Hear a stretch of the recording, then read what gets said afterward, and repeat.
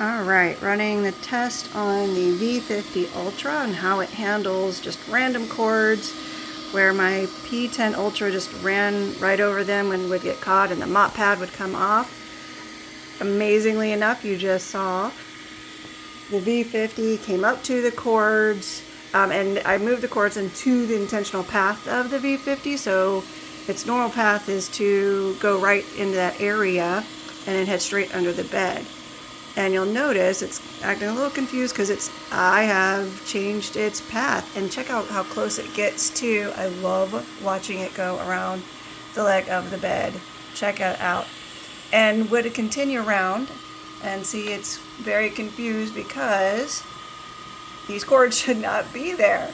But amazingly enough, not trying to go over them, staying quite a bit of a distance away, to make sure it doesn't get caught up in the cords and stop the run. Awesome job.